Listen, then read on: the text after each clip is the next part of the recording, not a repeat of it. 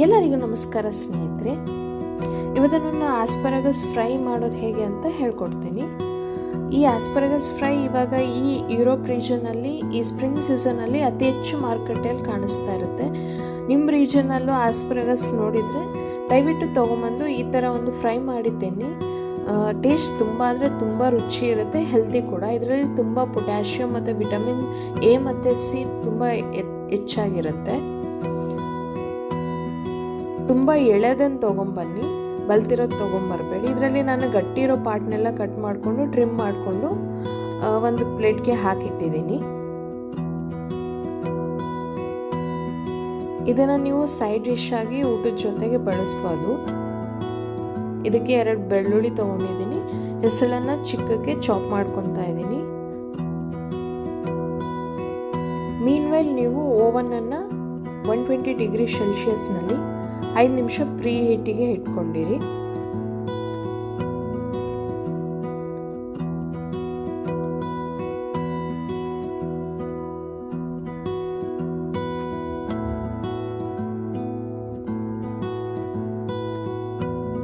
ಈಗ ಒಂದು ಟ್ರೇಗೆ ನಾನು ಬಟರ್ ಪೇಪರ್ ಹಾಕಿ ಆಸ್ಪರಾಗಸ್ ಹಾಕಿ ನಾನು ಬೆಳ್ಳುಳ್ಳಿ ಚಾಪ್ ಮಾಡಿರೋದನ್ನು ಹಾಕ್ತಾ ಇದ್ದೀನಿ.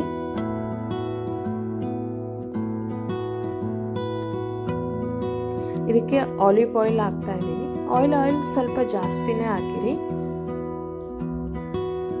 ಅದು ಚೆನ್ನಾಗಿ ಬೇಕಾಗ್ಬೇಕಾದ್ರೆ ಚೆನ್ನಾಗಿ ಅನಿಸುತ್ತೆ ಫ್ಲೇವರ್ ಅದ್ರದ್ದು.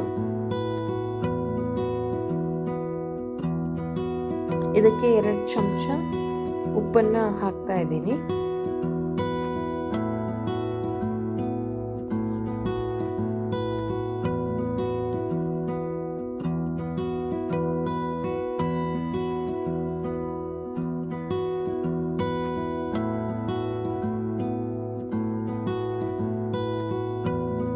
ಹಾಗೆ 2 ಚಮಚ ಕಾಳು ಮೆಣಸಿನ ಪುಡಿನ ಹಾಕಿ ನಾನಿಲ್ಲಿ ಪೆಪ್ಪರ್ನ ಹಾಗೆ ಕ್ರಷ್ ಮಾಡಿ ಹಾಕ್ತಾ ಇದ್ದೀನಿ.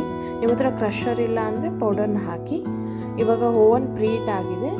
ಇದನ್ನು 15 ಮಿನಿಟ್ಸ್ 220 ಡಿಗ್ರಿ ಸೆಲ್ಸಿಯಸ್ನಲ್ಲಿ ಇಡಿ. ಇವಾಗ ನೋಡ್ಬೋದು ಆಸ್ಪರಾಗಸ್ ಕಲರ್ ಚೇಂಜ್ ಆಗಿದೆ ಹಾಗೂ ರೆಡಿ ಆಗಿದೆ. ಕ್ರಿಸ್ಪಿ ಆಗಿರುತ್ತೆ. ನೀವು ಟ್ರೈ ಮಾಡಿ ನೋಡಿ.